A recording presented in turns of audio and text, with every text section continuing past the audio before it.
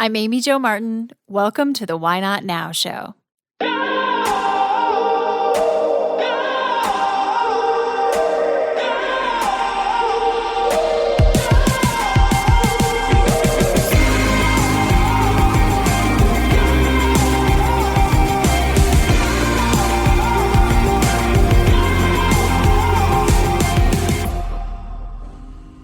You know that thing you've been thinking about doing?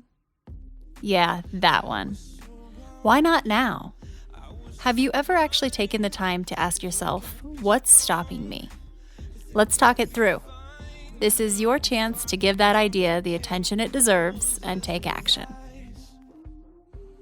Each episode, I have a chat with a fascinating person, from entrepreneurs to athletes, celebrities, my parents, rocket scientists, and all walks of life. We talk through a critical time when they've asked themselves, why not now? We dissect that day or even that moment, step by step.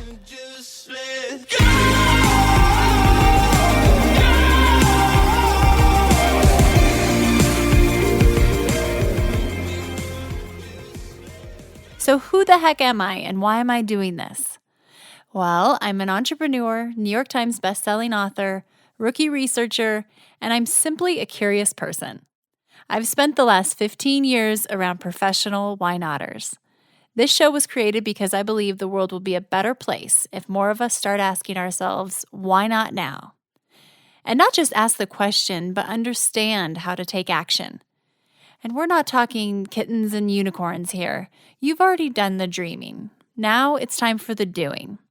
I know it's not as easy as it sounds. That's why we're going to practice together. Why not now? Let's get after it.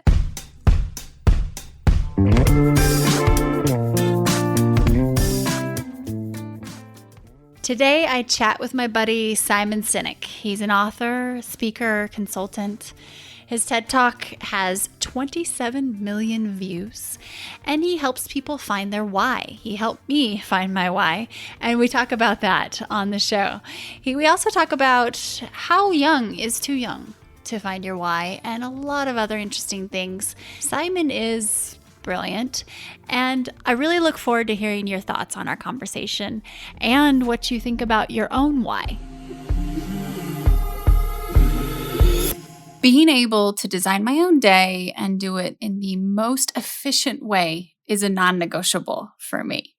I'm a bit of a time management nerd, so when I find something that allows me to be more efficient and effective to get the most out of my day, I want to share it with everyone. So here's the scoop. I have a new tool in my productivity tool belt, and it's called Monday.com. My team and I have never felt more organized professionally and personally. And my to-do list is no longer the boss of me. I feel more in control because every project, initiative, date, and task is captured and organized in one place. And my team is in the loop and involved every step of the way. We are in lockstep. Monday.com is like having a brand new operating system. Everything has its own home, deadline. You can see the team members associated with the tasks, and it's color coordinated, so you can easily navigate your own task list. We all have multifaceted jobs, businesses, and lives. With Monday, you're able to keep all of these components organized in their own compartments, but you're also one click away from seeing the big picture and how they all integrate together. Creating systems and procedures within your day and business saves a lot of time. For example, my team and I have a dedicated Monday.com board for this very podcast. Did you know that there are 28 steps involved in getting one podcast ready for air? It's the same exact process every single time. And it's a system that we have put into place. So we know the various key steps are assigned to certain people, and we've mapped out the entire process from start to finish within this one board. This allows us to be streamlined. It cuts back on the amount of emails exchanged as well as the amount of meetings needed. One feature I love is that my social media content calendar is built inside of Monday.com. I finally have one that I actually use, I like, and it's embedded into my overall calendar as well. Another feature we use every single day is the Google Doc integration.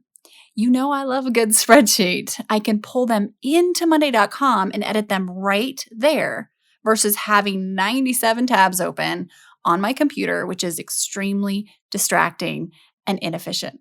If how we spend our days is how we spend our lives, then I can't think of anything more important than using the time in our days wisely. Head to hey.monday.com/Amy Jo Martin to start your free trial today. That's hey.monday.com/Amy Jo Martin.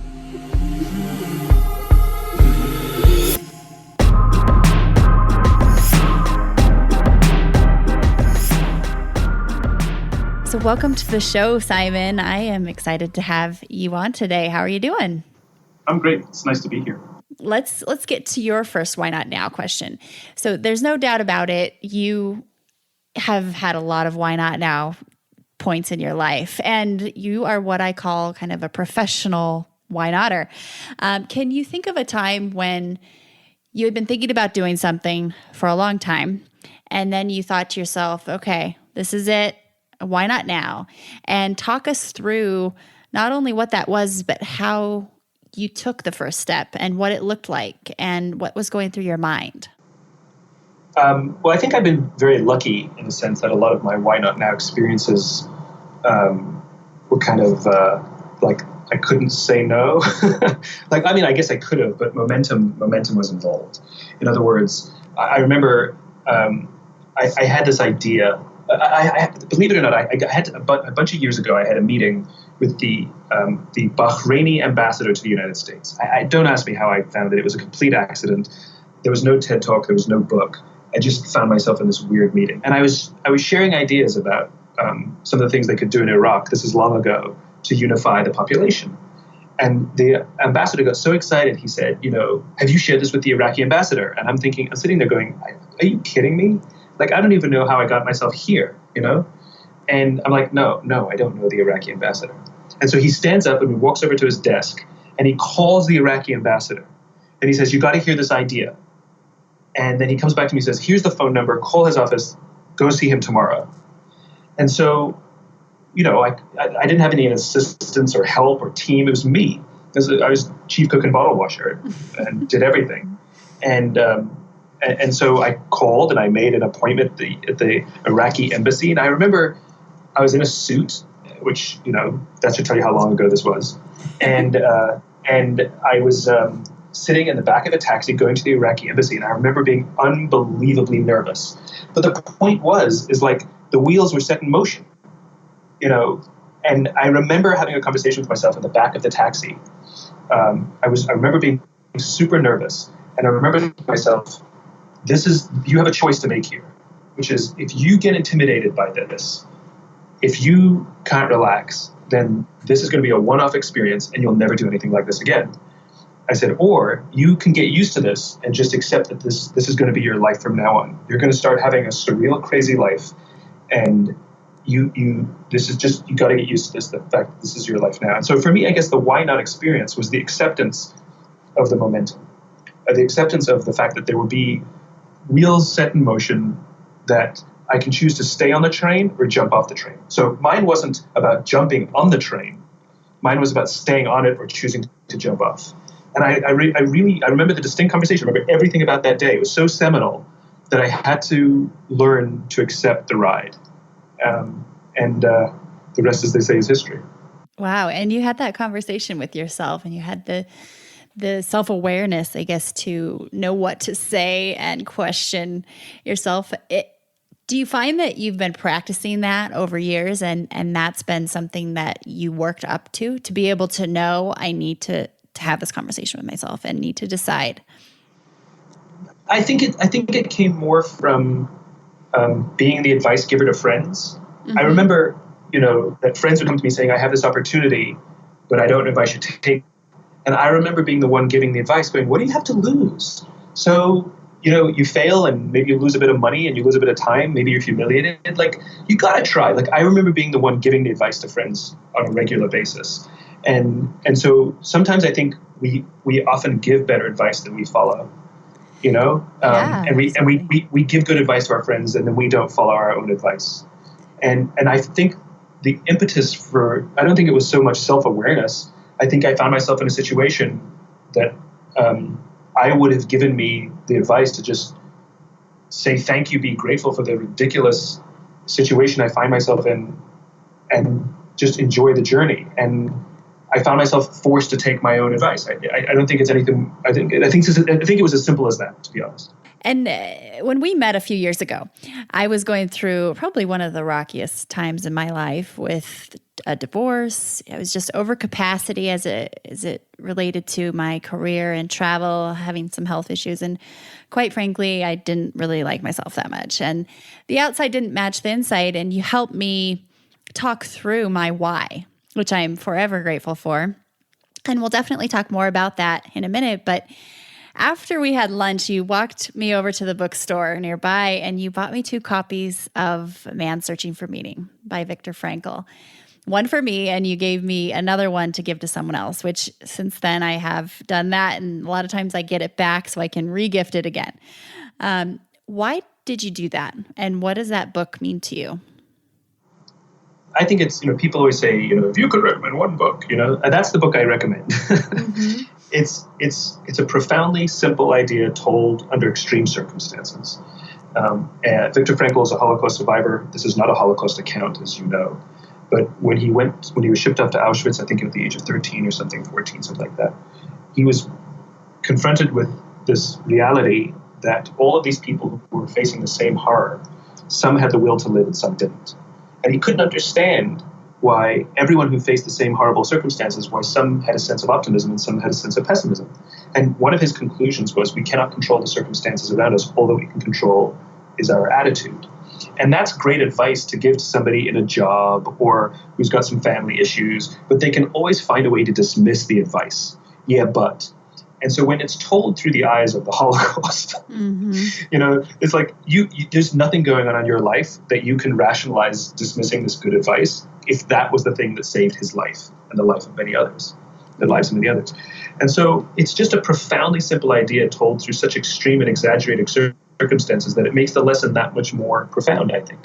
And there are many times in my life where I catch myself being a victim of circumstances and then realizing it's my attitude, not the circumstances, that's making a situation from bad to worse, or even good to bad, or innocuous to bad, Yeah, it's such a simple concept, but it's so huge. And that book really does it doesn't give you an out, It's so awesome. And thank you for that. And it's not a business book. It's not like, no. It's so foreign in terms of our ability to relate to the situation, mm-hmm. that the only thing you can learn is the lesson. Right. And it's short. It's not like it's going to take you a long time to get through a story. It's a tiny little book. Yes, absolutely. So talking about the why a little bit more. When you're working with people or brands and they feel like, okay, I've identified my why. Is there a common kind of roadblock or snag that they tend to run into right after that you find is just a trend? Vision without execution is hallucination, right? Mm-hmm, mm-hmm. And that's why I talk about starting with why. Good point. and it's why I talk about that the why is not the end all be all. The how and the what both matter. The reason I talk about the why is because the how and the what, there's a million books about those, and everybody talks about those and develops metrics for those, and the why is just forgotten. But when you have the why, you still have to do something with it. Otherwise, it's just nothing.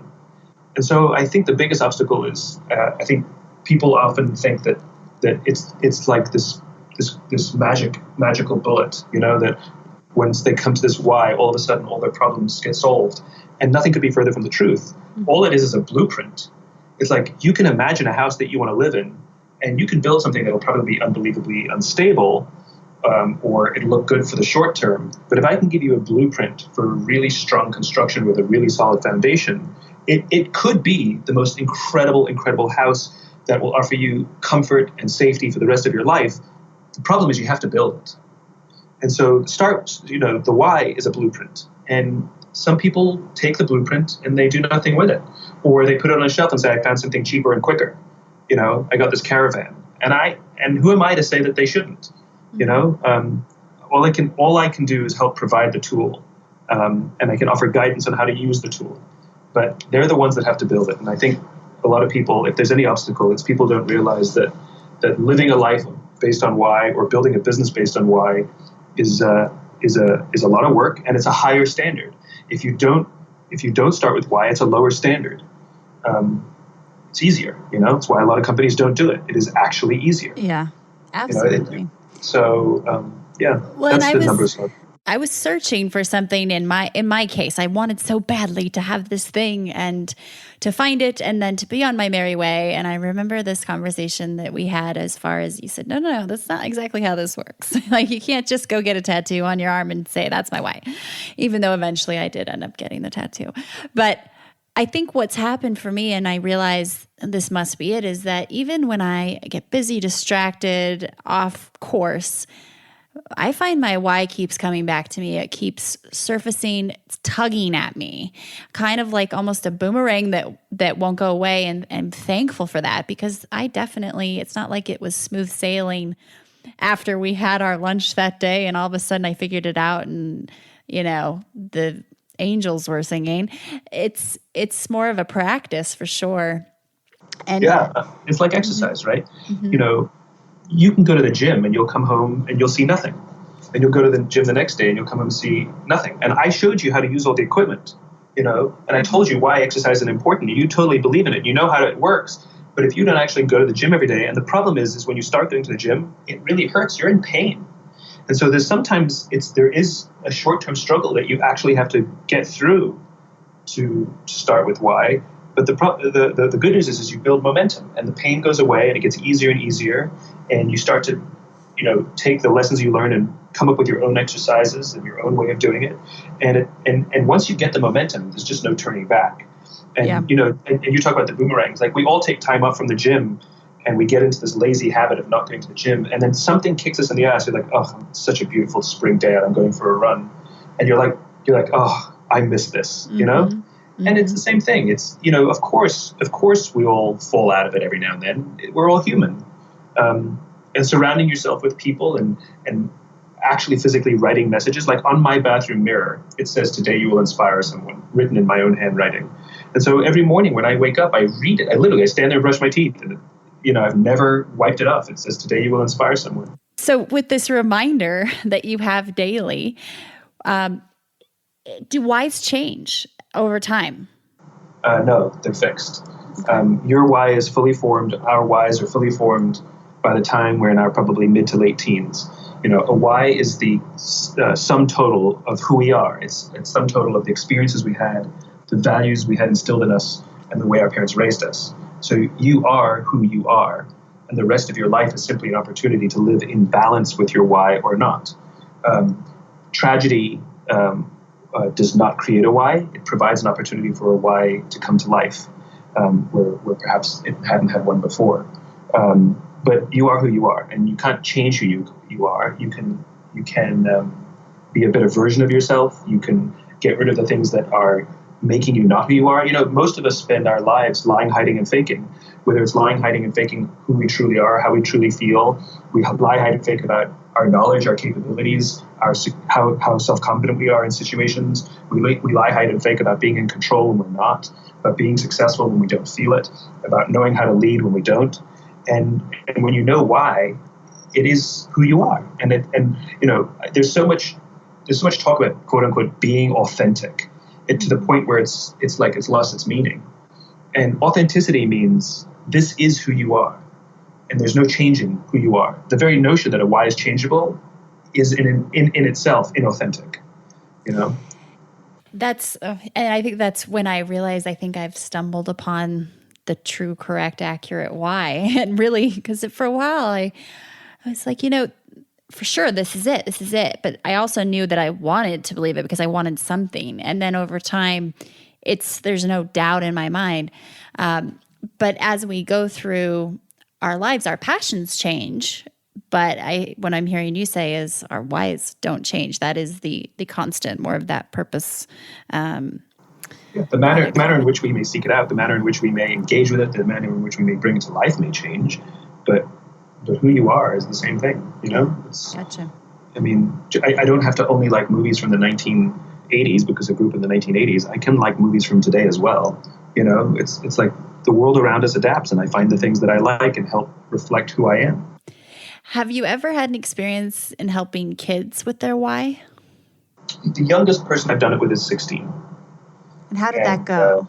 Oh my God, it was magical. It was great. And basically it was somebody who wanted help to write their college essay, and their parents called in a favor and said, what if my kid knew their why? And they talked about their why in their college essay. And I was like, okay, let's give it a try. I've talked about the subject of the why with 12-year-olds, 14-year-olds, 13-year-olds, 15-year-olds. I've had conversations about it with much younger kids, and it's always been a really inspiring conversation. But I've never actually done a why discovery for anybody younger than 16. And what's your philosophy on age? Do you feel that if children or kids, teenagers were able to identify their why and be aware of it at an earlier age, that we'd be in a much better place? Do you feel like they're too young at a certain age, or how does that work? There is an age is too young because it's still forming, right? Mm-hmm. There's no 5-year-old that can know their purpose. Mm-hmm. It's just their brain isn't developed enough. But yeah, I mean, I'm a great believer that the earlier you know it, the more time you have to make decisions that keep it in balance. There's no such thing as too late. Any time is an opportunity. But of course, everybody says if I knew then what I know now, well, what if you knew it even younger? It's like that's a great thing. So yeah, I think the idea of helping teenagers learn their why, maybe in high school or definitely in college, I think is. Maybe high school kids, right? Because then they would choose a college that would be the first decision they make, that brings their why to life. So, absolutely. Yeah, I love that idea. I love that. Well, it came to mind as a question because one of the things you asked me was, what's your first kind of happy childhood memory? And we talked through that. And I remember getting kind of panicked because nothing came to mind right away. And you said, well, just what's any memory? Because I had a wonderful childhood, but nothing was like just shining at me. And the first thing that popped to mind was, having my dad take me skiing for the first time, and we skipped the bunny slope. We went straight to the top. And you had asked, well, was it scary? Were you scared to go down this steep slope? And I said, no, because my dad was with me. And we kept talking, and we come to find out my why is to help other people do difficult things like black diamonds, get down the mountain, and also allow other people to help me. And that first question was really key in discovery. So why do you ask about the childhood like that? Because we have wonderful experiences. Everybody has a million memories from our childhood, but we don't remember them all. And there are a few that for some reason, who knows why, they stick with us. You went on a million vacations, you did a million things with your dad. Why is it that this one memory sticks with you? And the reason it sticks with you is because it's formative, because it reflects who you are, and it has meaning. And so those few memories that we cherish from our childhood are indicators, they're flags, they're clues that tell us the kinds of things that matter to us more than other things, right? And so the fact that you felt confident to do something difficult immediately because you had somebody with you to keep you safe, is what matters to you. It is defining for you. And so you, I'm sure, love people who take the big risks. I mean, look, your first question of this podcast is, what's your not moment? What's the thing that you jump head first into the deep end? I mean, your very first question is a reflection, or is trying to ask people, what's the difficult thing you did? Mm-hmm. I mean, you love people who like take the plunge, who take the risk, who go for it, but you don't believe that everybody should do it by themselves. This is why you're doing this podcast. You are your dad in this podcast, giving a helping hand to all the people who have made the decision to do something difficult. That's why they're listening to this podcast. Nobody's listening to this podcast who's just happy, taking baby steps and just doing the bunny slope. It's not that those people don't exist. They're just not listening to this podcast. So this is a perfect reflection of your why, and it's a perfect embodiment of that memory. Well, thank you. I guess I hadn't really realized it to that extent, but I definitely feel like this show and this podcast is truly living more of my why and kind of embracing it, which took some time to get to, for sure. There were a lot of things that had to happen to make me have the time and ability to do this. So thank you. And as you're talking through whys, and as this concept has evolved and it's become a household name, I mean, Simon, you've changed so many lives, and not only individuals, but companies. And a lot of my former clients, big brands, would want to bring you in just to help them figure out what their why is behind this huge logo that's global. And knowing that, do countries have whys? Yes. Any group of people with a common set of values and belief have a why, yes. Which is why we feel, quote unquote, comfortable in one country and not another, which is why we feel like we belong in one country and not another. Cities have whys too. What would you say is the United States of America why right now? Well, it's not right now. It's always been the same thing. You're right. See, I tripped up there. It's not like it's going to change. So what? It was written down for us in the Declaration of Independence. Thomas Jefferson wrote down why we needed our own country. It's because we believed that all men are created equal and endowed with certain unalienable rights, amongst which include life, liberty, and the pursuit of happiness. And we saw that King George and his policies were getting in the way of the thing that we believed. And so we thought it was valuable to take a huge risk to stand up to this despotic regime to start our own country. It was an experiment. They called it the American experiment even back then. And this country is at its best when our why is alive, when we're offering, when we got rid of slavery, when civil rights movement, women's suffrage, gay rights, universal health care, universal education, home ownership, all of these things where we give everybody opportunity. When we view people as equal, where everybody can practice their own religion, there's no better or worse religion. This is when America is at its best. The reason I think we're so divided these days is because we're not at our best, and we're not working together to pursue the American ideal. And this is why it's uncomfortable. It's not that our why has changed; it's that the country's out of balance. Even Republican versus Democrat, there's no difference in a Republican versus a Democrat at the why level. It's the how level. They both disagree on how we should advance this noble purpose of all men are created equal. Democrats traditionally believe in trying to help everybody so everybody has a chance. And Republicans traditionally believe in rewarding those who do. So Republican policies historically have favored commerce and the wealthy. And historically, Democratic policies have favored labor and the poor, because the Democrats are trying to give everybody a start, and Republicans are saying, good job, here's your reward because you did it. It's not a better or worse thing. And one set of policies will be favorable depending on the times and the economies. It's not right or wrong or better or worse.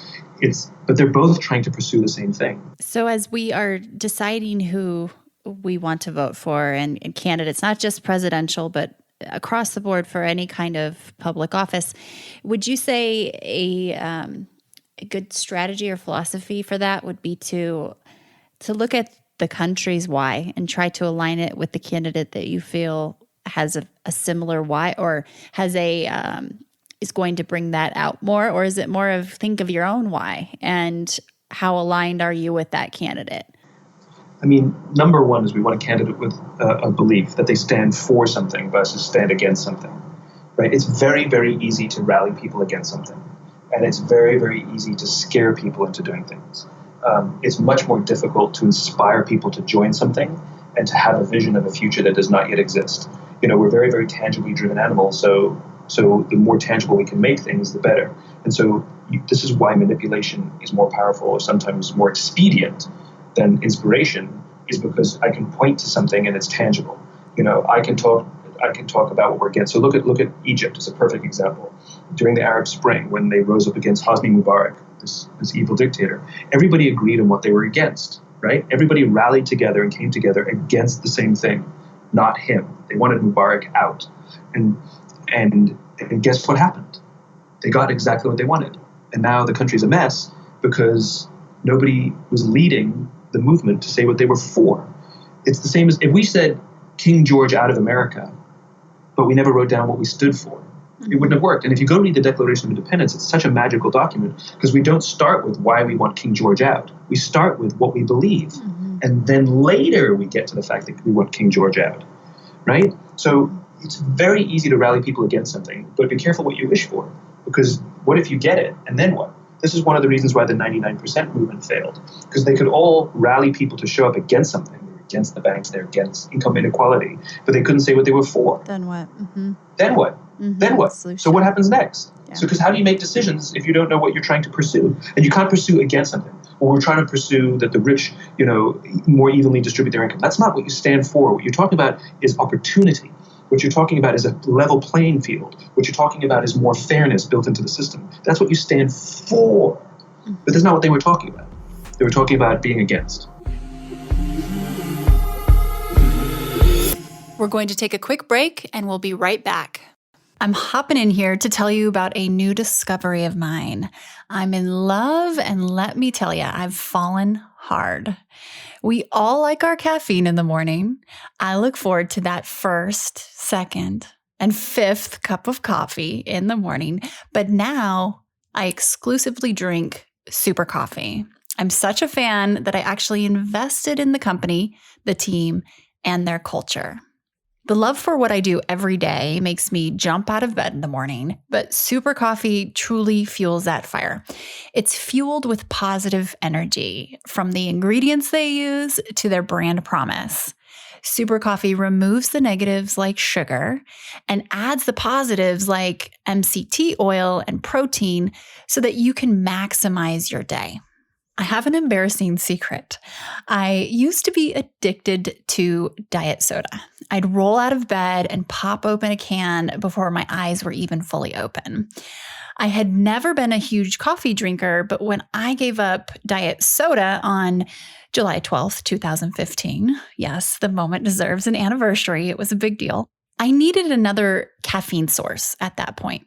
For me, that meant coffee with lots of artificial sweeteners, with crazy ingredients I can't pronounce that made me crash by 2 p.m. or so. Well, not anymore. Super coffee is different. As I mentioned, there's no added sugar, and some of the flavors I love have 10 grams of plant protein. Now, I'm not a big meat eater, so this really helps, and they've just added a few new flavors to their plant-based offering, like French vanilla and sweet cream. They only use ingredients that are great tasting, great for you, and sustain you for the long haul. Nothing shady, only positives. The taste is delish, I can tell you. Take it from someone who needs that extra flavor to enjoy the taste of coffee. And super coffee also comes in ground coffee, Keurig pods, creamers, and more on their website, drinksupercoffee.com.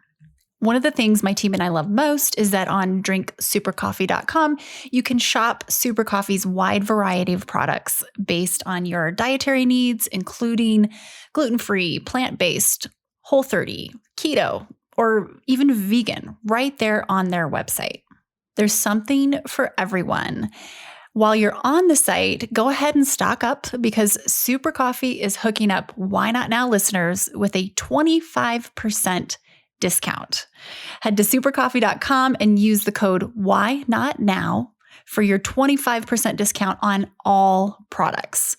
drinksupercoffee.com is the only place this offer is available, and your discount works again for all products. Just use Why Not Now as your code, all one word. There are no restrictions. I'm an investor in Super Coffee because the founders truly do walk the talk. Yes, their coffee provides positive energy, but so does their company culture.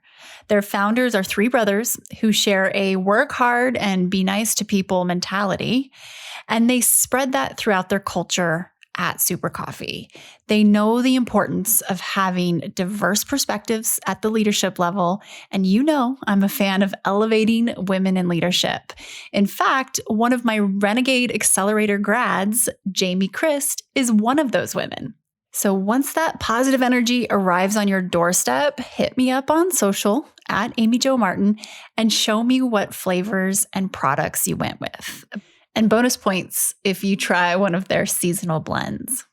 The company is growing quickly, and you'll probably start noticing Super Coffee in your local Walmart, Target, or Costco. They are now in over 30,000 retailers nationwide. To take advantage of your exclusive 25% discount, head to drinksupercoffee.com and enter Why Not Now at checkout. That's Why Not Now, all one word.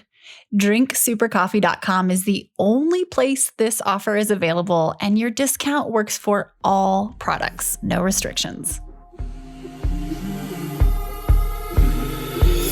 When I think about my why, and I think about why it has become more powerful and just more of a presence in my life recently. I just started meditating maybe 2 months ago, and it's the first time I've ever been consistent for whatever reason. And I use a Headspace app, and I do this every day. And I've noticed that, everyone's mind wanders like crazy. Or I think so. I've heard that most people's mind, they tend to wander, and that's the whole idea is you're bringing it back. And I've noticed that when I try to, if I let my mind wander, I let it wander to my why. At least if I'm going to be doing this wrong or doing it and failing per se, which isn't really the case, but I'm going to default to the positive, more productive wandering.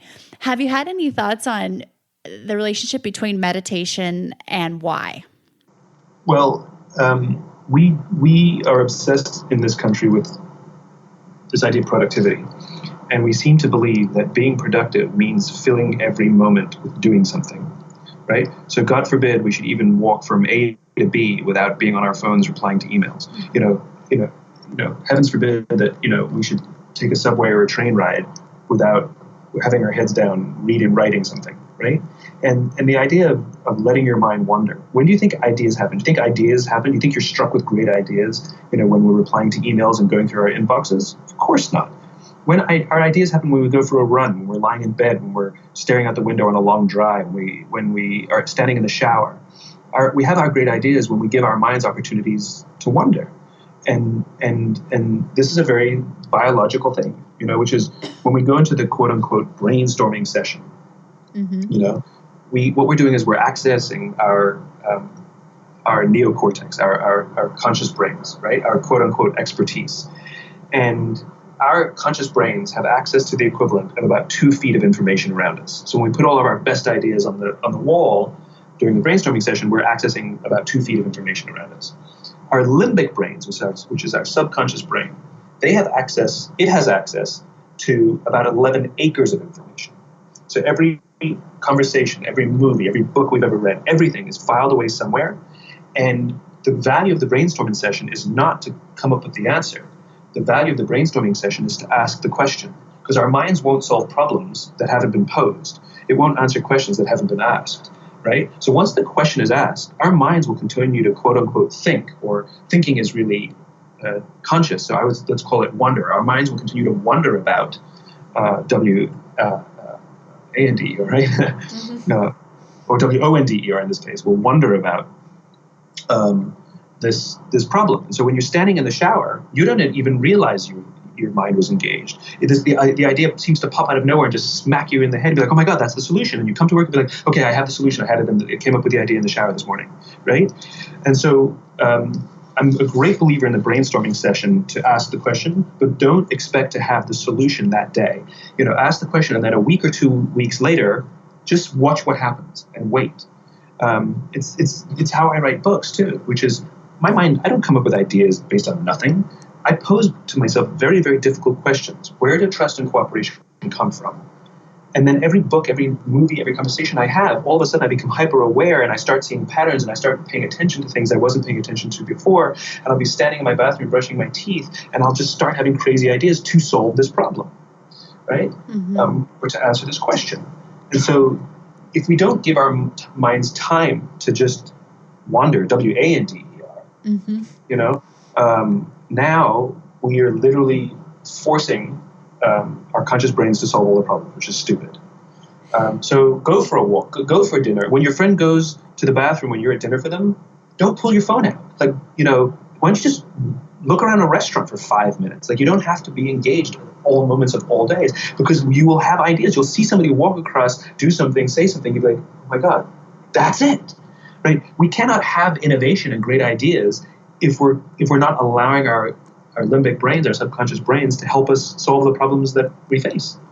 Absolutely. It makes so much sense. And every brainstorming session I've been in, that's been the case, where you usually you end up having a little bit of space between that conversation and then the big aha. Absolutely. And these aren't accidents. This is biology. Mm-hmm. This is not my opinion. This is how the brain works.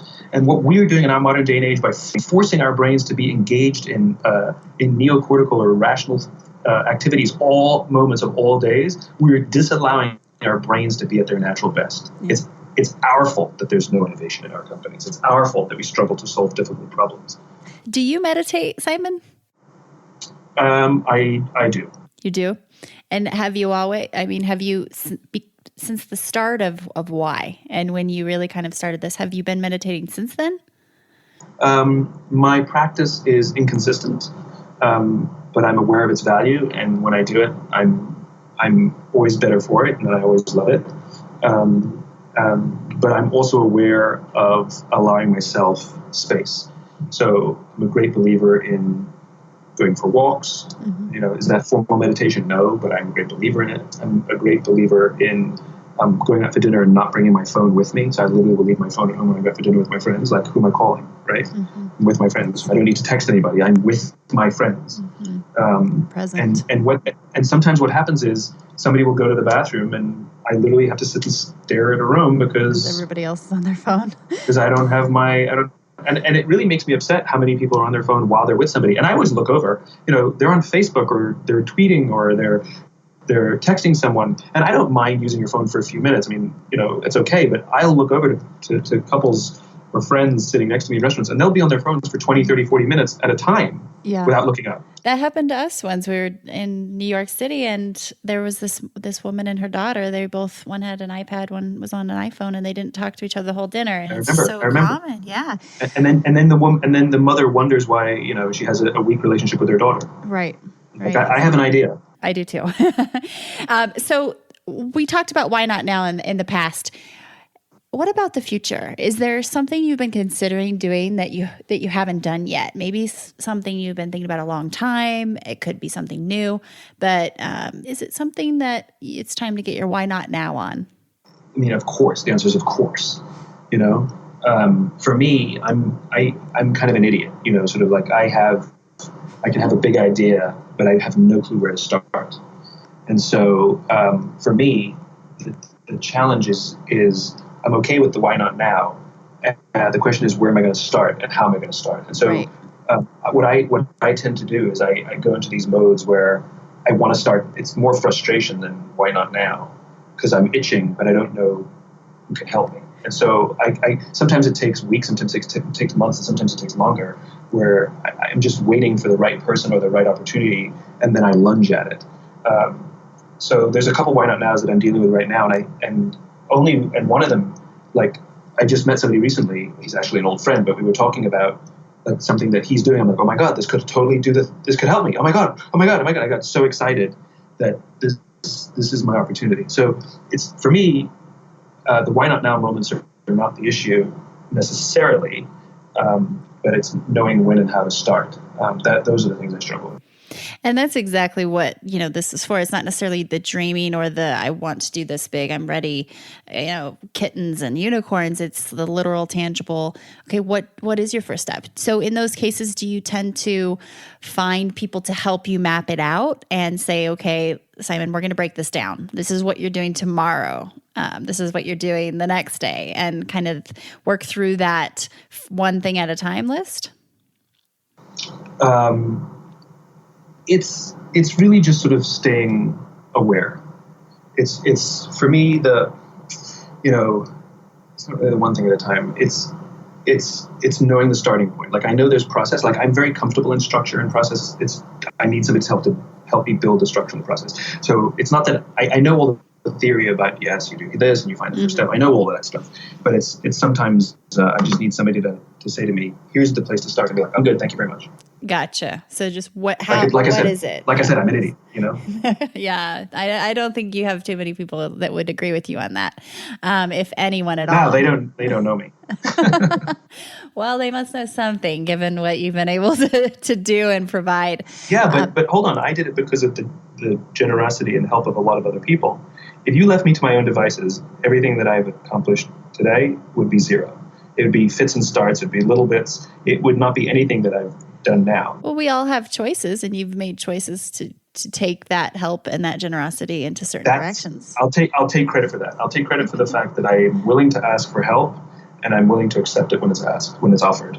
When you do that, is time, not having enough time in the day, is that ever, or is that often an excuse for not taking a first step in your why not now? Not having the time of the day is a reason not to do it. No. I think it's just competing priorities, right? I have too many things to do in a day. Which ones do I prioritize? Because you have to get used to the idea that not everything's going to get done. Not everything's going to get done, and some things will fall by the wayside. Mm-hmm. And I'm comfortable with that. So it's a question of priorities, right? Mm-hmm. Which is where should we invest our time and energy? And I think many of us focus on the urgent at the expense of the important. So many of us focus on the things that have to get done, and yet we've been so busy painting the house, we forgot to build the foundation. And so sometimes when you're building a foundation, you have nothing to show for it, mm-hmm. but for the fact that it's the most important thing you have to do for the future. And so it's about striking the balance of the stuff that we want to do that has immediate payback versus the stuff that has no immediate payback, but it's the right thing to do and it's got to get done. And investment. Let's call that investment. Okay. And usually at this point in the show, the guests are sharing something that they've been considering doing but they haven't done yet. Is there anything that you would like to share with listeners and with us, with me, that you're wanting to take action on? So I want to develop a metric for why, a quantitative metric, because there's a lot of sort of things to measure a culture, but they're usually qualitative, they're usually slow, usually inconsistent. In other words, you can't make a good comparison from one company to the next. They can't be measured quickly, and so I'm actively trying to figure out how to measure qualitative things in an effective, objective, quantitative way, so that when we evaluate a company, we get a much clearer picture about the health of that company. Because right now we evaluate based on stock price or revenues or market share or profit and things like that, but they don't tell you the true health of the company. So if you can also measure, and you can say that for the Dow Jones index, we're measuring the equity price of 32 X companies, is 32-ish companies, and we're gauging the health of our economy based on that one metric alone. It's incomplete. Mm-hmm. That's like measuring the effectiveness or the quality of an employee based on just their performance, but not how trustworthy they are. It's only half a picture. One element. Right. Absolutely. So I want to develop a Y index so that I can say this company has profits rising and has revenue rising, but the strength of their culture is in decline. This is a short-term investment. Or I want to show another company that the Y index is on the rise, the culture is strong, even though revenues are flat and profit is flat. This is a fantastic long-term investment. Ideally, you want them both up. And it's not better or worse. It's just, I think, many of the metrics that we have when we're gauging the health of organizations or even employees is only half a picture. Incomplete. Absolutely. It's incomplete. It's not wrong, just incomplete. Exactly. It makes perfect sense. I'm so excited to hear this. So this is something that you're definitely focused on. And what was your first step in making that happen? Well, I've been theorizing it forever. And had ideas how to do it, but not how to execute it. And I have a friend he's doing something different inside his company that I realize what he's developed to do something else, I can reapply over here. So, I'm going to do an experiment with him and see if it works. Very cool. Quick last fire round kind of, or rapid fire round questions. What are you reading right now? What am I reading right now? I have a book called Skyfaring by my bed, which I've just started. Skyfaring? What was the name? Yeah, Skyfaring. It's okay. I don't read books in my own category. I like to read things that are nothing like what I do for work.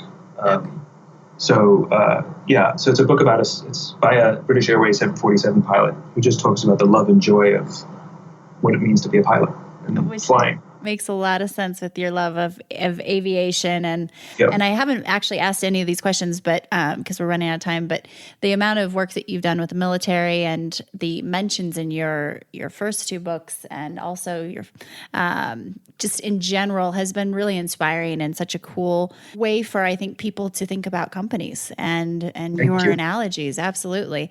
And they're pretty magical people who get a bum rap very often, and I think they're unbelievably misunderstood, largely because they're terrible at talking about themselves, and so I've learned a huge amount from them. As I said in my dedication in the second book, in Leaders Eat Last, I've learned more about what it means to be human from folks in uniform than I ever have from anybody who wore a suit. Pretty amazing. I've cried with more people in uniform than in suits. I've hugged more people in uniform than in suits. It's really magical. Definitely. And having just lived in San Diego for a year and becoming good friends with several individuals in the military, I just have a new, not even respect, because I've always had a great deal of respect, but understanding, and they've taught me so much. But it's great to see you integrate that so much into your work and what you do. And what keeps you up at night, Simon? I struggle, like probably so many entrepreneurs, from an overly active mind. And so my mind will bounce from thought to thought to thought to thought, and that usually is what keeps me up at night. I'm very often kept up at night, not necessarily by the stress of things going wrong, but just by all the things that I'm trying to think about simultaneously. Pirates or ninjas? Who's tougher? Pirates or ninjas who's tougher? I'd say ninjas, because you don't see them coming. Okay, fair enough. And last question: You can plan for a pirate. It's hard to plan for a ninja. Okay, I think pirates have more fun, though. I don't know if you'd agree with that. I think they definitely have more fun. Okay, right on. And what advice would you give to your younger self? I would definitely tell me, you don't have to know all the answers, and if you don't have to pretend that you do. Oh, that's a good one. I wish I would have had that advice as well. Well, I can't thank you enough, Simon. This has been awesome. And just for everyone listening, are you working on a book, I hear? Yes, a new book out called Together is Better. And it's a complete departure from my normal stuff. It's not a big thinky book. What it is, it's a little metaphor. I wrote about a metaphor. So instead of writing about what life is like in a company and how we dream of having another job and, or a different kind of company, what does that look like? I wrote about 3 little kids who are on a playground who dream of a better playground, one without a bully and one without a bad boss, right? Wow. And how they make this decision to go looking for the other playground. And what they learn is that they won't get there unless they learn to work together. And so it's just a metaphor, and it's fully illustrated, and it's, like I said, it's told through quotes, and there's a few things we did in it that are unlike any other book that I've certainly ever worked on. It has a song in the back of the book. So the singer Aloe Black, the Grammy-nominated singer Aloe Black, he gave me a song called same title, Together is Better, so that's in there. And we even had the book scented, if you can believe it. We had a custom scent design, the smell of optimism. So we had Smell of Optimism designed for us by an amazing company called 1229. And so we actually infused the book with the smell of optimism, which is really magical. This is awesome. We need a lot of those around everywhere and get that scent into our air everywhere. And Leaders Eat Last was one of my most favorite business and leadership books. And I just love how it's applicable to everyone. You don't have to be a quote unquote manager or have some sort of title. Everyone is a leader. And it's kind of amazing how much I got out of that book, but wish I would have read it so much sooner. So thank you. Writing that means a lot. Thank you very much. You bet. Absolutely. Well, thank you. We're excited to always follow along and keep track of what you're doing. Thanks, Amy Jo. I really appreciate it. Thanks for having me. Thank you, Simon. I love listening to Simon spread his magic. Now it's your turn. What's your why not now? please share it with me on Twitter, Instagram, and Facebook at Amy Jo Martin. You can hold me accountable with my Why Not Now, and I'll do the same for you.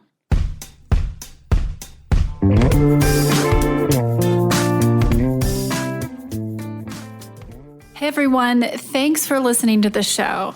Hit me up on social media to let me know what you think. I'm at Amy Jo Martin on Twitter, Facebook, Instagram, and LinkedIn. And I want to hear your Why Not Now moments so I can share them on the show. Just send me a note to whynotnow@amyjomartin.com. For show notes and other offers, you can visit amyjomartin.com/whynotnow. And while you're there, don't forget to sign up for my email newsletter for exclusive content and announcements. A big thanks to Rock Salt Music for all of the tunes by the talented John Coggins. And of course, a hat tip to Richard Brewer for editing and producing the show.